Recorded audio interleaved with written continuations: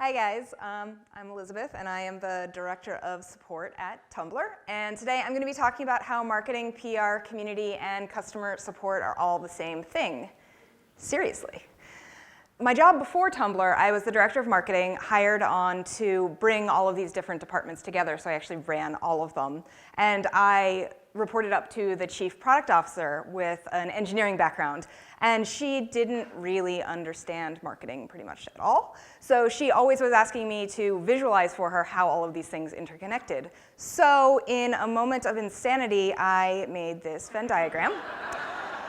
If you actually look at that, it makes complete sense. It was insane, and it was actually drawn on a piece of lined paper. I had a graphic artist make this for me, so I looked a little bit less nuts when I showed it to her. So you're probably saying, okay, all of these different teams, they're very different. I mean, you can talk in front of a huge crowd if you're in PR or make an event, but you can't probably analyze metrics and do all that ROI jazz that a marketing person can do. And you wouldn't send either of those people in a crisis communication with an irate customer. So what is it about all of these teams that makes them all the same? While they are unique in their own ways, there is one piece that really ties them together, and that's communication. So no matter where you are in the cycle, you are always dealing with communication, and that is what your department lives and dies by. Whether you're in the very beginning or the very end, all of these things tie back into communication. So I always say, you start off by telling a person about a thing, and then you're getting them really excited about the thing, then you're finding out a tool so that they can use the thing and hopefully evangelize the thing so that then they can tell more people about the thing, and as you can see, the cycle continues. And that is really what all of these departments are about. So while many of them do stay siloed very frequently, they really shouldn't, because in many ways, to get this whole process to work as a cohesive machine, they need to actually be overlapping. See that aforementioned crazy Venn diagram. So how did I figure out this was the case? It was back in the day when I decided to put my dog in a box and post her on the internet. Here she is. Her name is Pancake. She is a miniature dachshund, and Sarah was right when she said that she probably is a better marketer than I am. So this was back in the day when I worked at 2K Games. It was a video game company, and I was running the community and customer support team. We had just announced a limited edition of a game called Borderlands 2, and people wanted to know, I'm glad you're fans. And people wanted to know how big that special edition box was. So I did the only logical thing. I picked up my dog who was at work, and I put her in the box, and I posted the picture on Imager. I mean, isn't that what you guys would do, right? So with her, it ended up turning out to be a big hit. Somebody found that picture, put it on Reddit, and all of a sudden it was on the top of the gaming subreddit. And I was really excited because then my dog was famous. This was, I think, the first time of her fame. It's happened a couple times through the way. And after that, it ended up on Kotaku, a big gaming website. This was actually the first, I think, to report on this picture. And it turned out that the picture itself got 8.1 million views. And every time I go back and I look at this Imager album, I think, number one, can't believe that the number keeps going up, but I just can't believe that somebody looked at my dog 8 million times. That's weird. So as you can see, what was a community-driven question, just one individual asking me something that I thought was just going to be a one-off, ended up turning into a viral pickup. As much as I hate saying viral marketing, and I feel like it's okay if everybody's cringing that this is on my slide, it was a marketing win because it's notoriously difficult to get people to care about what is essentially a very, very expensive version of an already being sold product. And more than that, we ended up getting great press coverage for it. And since it is so hard for people to care about the marketing for a special edition, having the press care, not just one, but multiple sites, is huge. And the community itself was talking a ton because that not only were getting more information about the product, but also wanted to talk about the dog. They had a Photoshop contest for it. It was insane.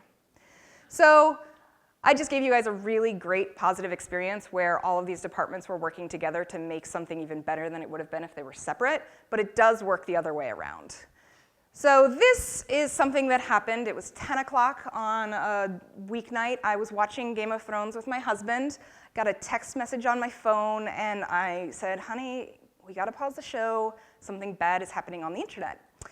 That is actually literally what I said to him, and he is still married to me, and I thank him every day for that, because he was really pissed.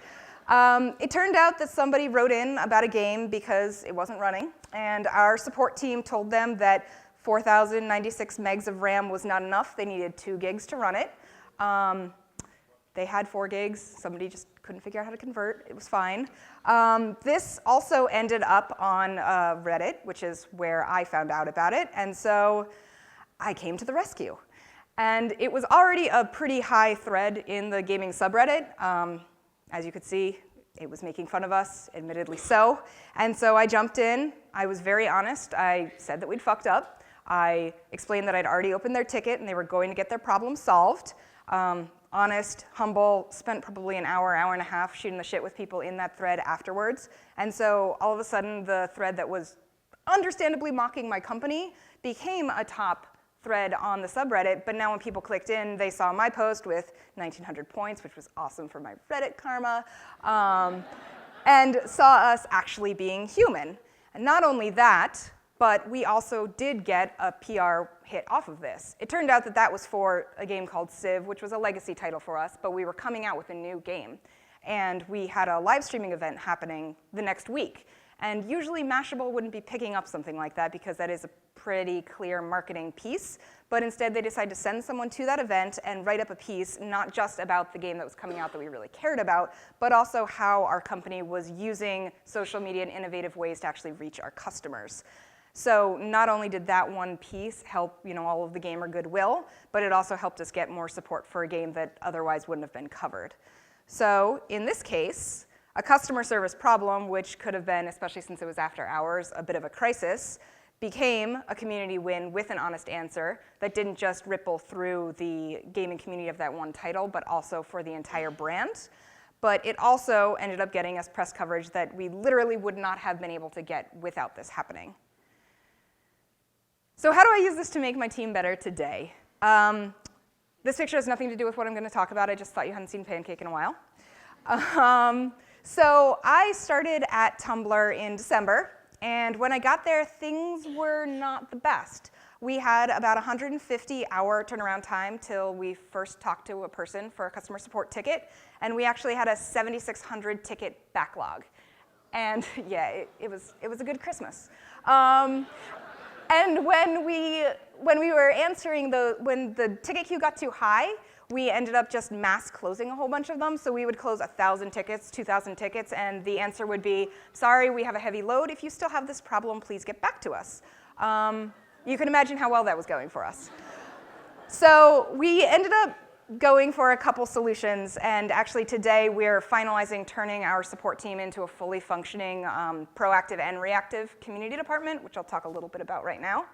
So the first thing that we did is we dug into figuring out what tickets made the biggest problem for us. For us, about 1/3 of our tickets were for account deletion or account access, and we found that if we could simplify what was for those tickets a pretty complicated process. I mean, we had people sending in selfies of themselves to prove accounts were theirs. And we found a way to simplify that and automate it. About 80% of the people who were writing in for that, we didn't actually need to give a human reply. We were just sending the same thing to people over and over and over. So by automating that, we actually took our tickets. The average interaction we had was around 1.5 tickets per incident. Now we have it under 1 ticket per incident because a lot of tickets are closed before a human even has to touch it because it doesn't need a human to answer the problem. So now our agents are spending more time actually working on problems that'll improve the product or uncovering things or really complicated things that we need to spend human time with our customers on. So once we got that solved and we had our queue under control, we figured out that we should bucket the team into different disciplines, and people have talked about this today already.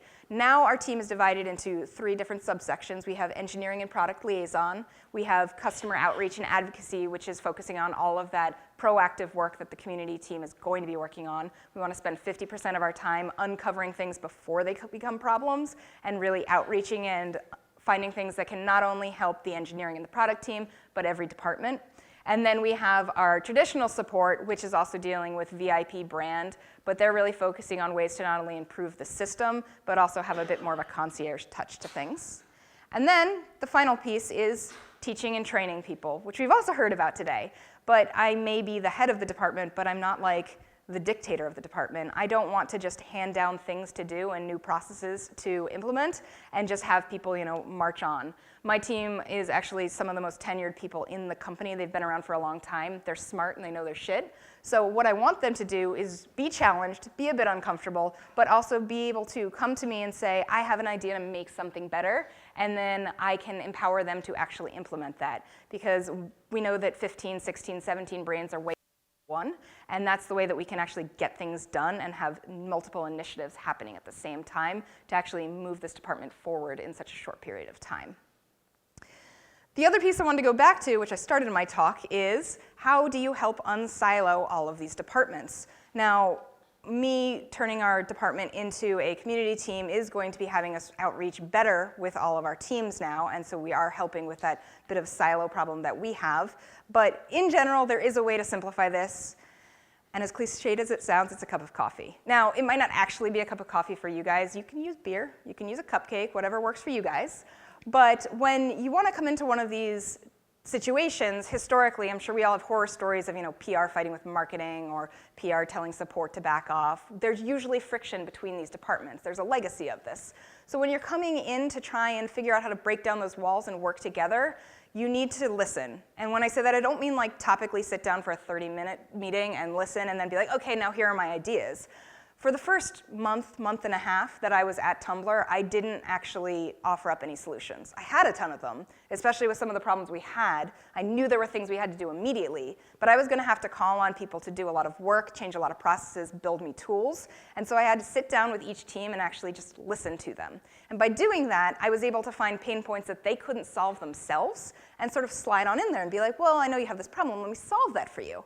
And just by doing that and by listening and by helping them without trying to encroach on territory, because it's turf wars that usually ends up getting people into silos, I started to gain their trust. And then when I started asking for the bigger and the bigger things, I had already helped them and given them trust, so I wasn't seen as the big bad enemy. And while it sounds like an unsolvable process, whether you've been at your company for a day or a year or 10 years, this is something that you can start now. I mean, it's sort of like dropping a frog into a pot of cold water. You can do it slowly and change the relationship over time. And don't cook your other teams, but you know what I mean. And so it's a really easy solution, and it really does just take diligently listening. So I want to say thanks. And if you want to follow up with any questions, comments, there's all my contact information. If you just want to see more pictures of Pancake, her Tumblr posts a picture of the day, and they're pretty cute. So thanks.